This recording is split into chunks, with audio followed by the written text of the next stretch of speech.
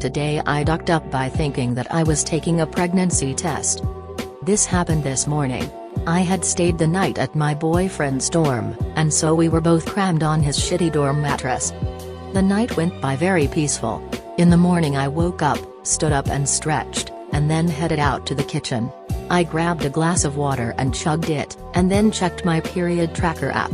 The app said I was a couple days late, so I decided to take a pregnancy test. I went to the bathroom, opened up the test, sat down and began to take it. When I looked at the test, the screen was completely distorted. I couldn't read if it was positive or not, so I decided to try another one. I open a new test, sit down, and miraculously, have a lot more pee in me. I start peeing like a madman. It is just flowing out of me onto the stick. It seems never ending. And then suddenly it stops. And I wake up. In my boyfriend's tiny bed. With him sleeping soundly right next to me. A puddle of my piss spreading across the mattress like wildfire. It was on his sheets, comforter, and his shirt that I was wearing. Luckily I was able to wake him and get him to move before it reached him. The level of embarrassment I felt was insane. We took the sheets off and cleaned up, but I didn't have a change of clothes, so I had to put on yesterday's dirty clothes and sit in shame. He's been cracking bedwetter jokes all day now and I truly feel like I'll never live this down. Today I ducked up by asking my boyfriend's mom to eat my A. So I'm dating my guy for the past 4 months, and due to the fact that I am a mom, when we meet we stay at his place. He lives alone but his, very religious and backwards, parents visit from time to time and stay there for a couple of days. This weekend was not one of them. His parents were supposed to be across the country and not in his house. I just have to say that I haven't met them yet because they would be shocked by my appearance and by the fact that I am a mom. So we had an extra wild night and fell asleep. When I woke up pretty early in the morning, he was not on the bed and I heard the water running in the bathroom, so I assumed he was having a shower. Great opportunity to sneak in and have a morning shower treat. I tried to open the bathroom door but to my surprise it was locked. He was probably taking a ST before the shower, I thought. So I knock softly on the door and say, "Hey babes. Who wants to suck my A?" The water stops running, but no response. I continue with the sexiest voice I have. "Come on, open the door. I need a good spanking. I want you to turn my A red and then eat it." Still no response. That's when I hear the main door open and to my surprise I see my boyfriend with his dad entering the house with a bunch of bags and boxes in their hands. I turn my head and look at the bathroom door horrified. My stomach dropped. Maya didn't want to be eaten anymore. Never again. The door opens slowly and I see in front of me his mom, her eyes filled with despair and judgment. I'm looking at my boyfriend and he says, "Mom, Dad, this is my girlfriend." My face was burning and I just shook her hand and then went and shook his dad's hand, and then I went into his room and packed my stuff, made an excuse and left. Later I found out that his parents decided to come last minute in order to go to a friend's funeral and didn't say anything to him because they assumed he would be alone. And he had no choice but introduce us. His mother never wants to see me again. And I assume the answer to the question I asked her is no. Lol. Today I ducked up by losing a tampon inside my body for 2 months. Back in December around Christmas I went out and had a pretty wild night. I was on my period and that usually means my drinks hit me harder. I was pretty intoxicated by the time I got home. I had sex with my boyfriend and went to sleep. The next day I started thinking. I asked my guy if he remembered me taking out my tampon before sex. He thought so but wasn't sure. I thought nothing of it. I've never forgotten a tampon and I am almost 40. Over the next few weeks I start smelling weird and having weird discharge. My partner and I had begun having unprotected sex to completion regularly. I've only done this with one other partner before. I had a sort of allergy to his semen and developed bacterial vaginosis. BV smells bad and can give you weird discharge. I assumed this was what was happening with me and my boyfriend. That I must just be kinda allergic to semen and maybe shouldn't let my guy come inside of me. So we went back to using condoms. The symptoms persisted and I would occasionally wonder about that night in December. But I would know, right? Another period came and went. If there was something inside of me, it would have come out by now or caused enough problems that I had to see a doctor. My symptoms were just a smelly vag and discharge. I thought it was BV. I started thinking I'll go to the doc soon. 2 nights ago I had severe pelvic pain and it freaked me out. But no insurance can make you put things off. Well, I got my period today. The second cycle since that night around Christmas. I went to the restroom to change my tampon and notice a weird feeling. I pull it out and two come out. It smelled like absolute death.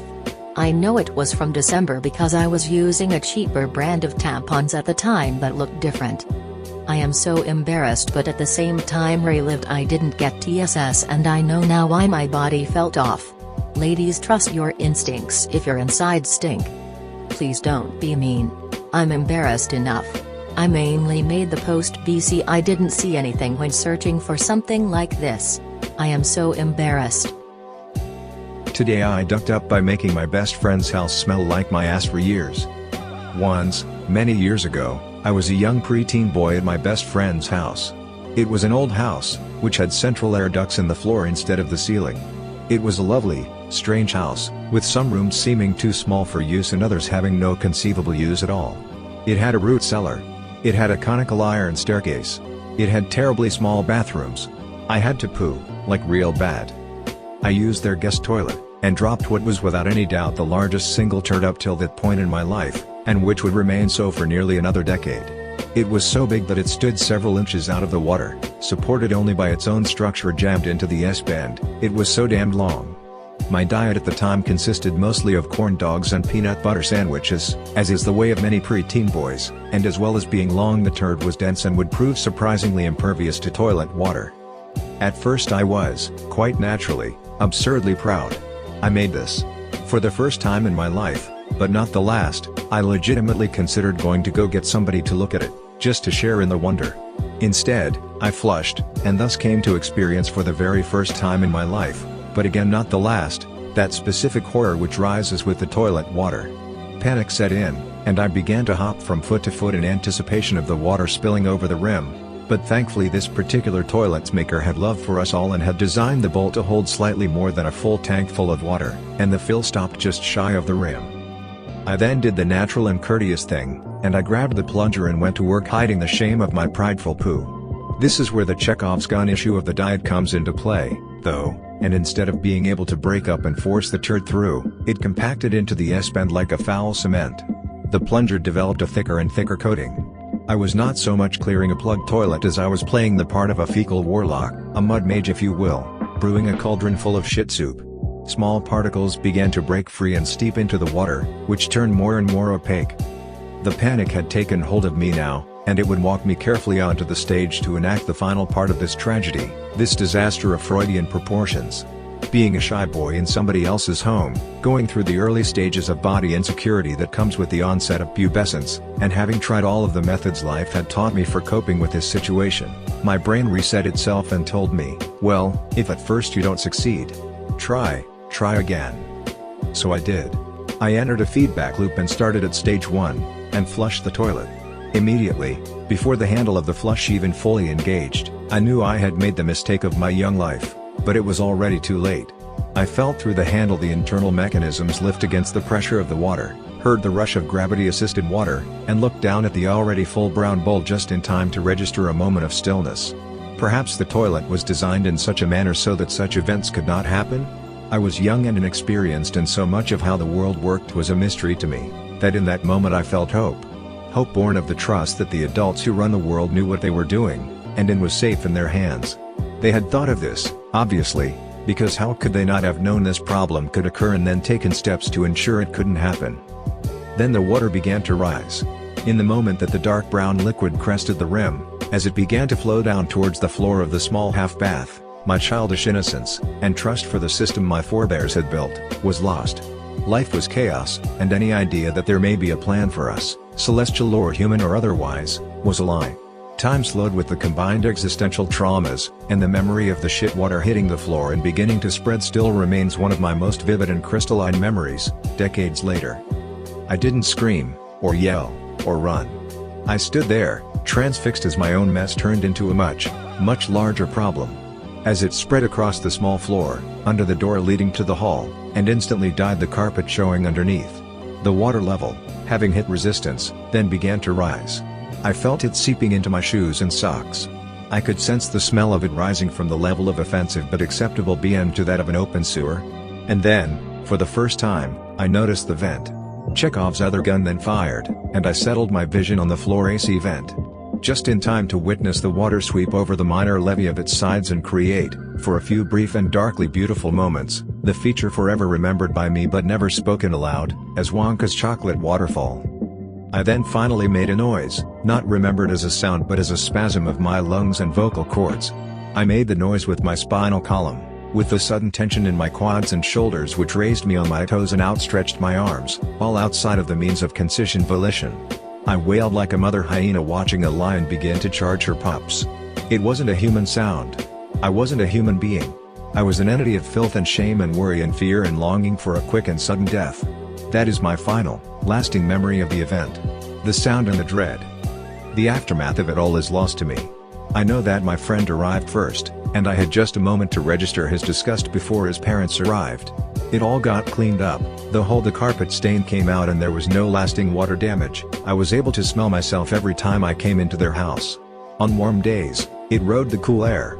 On cold days, it assaulted the heated air. The friendship did not last the trauma, and I haven't seen him since high school.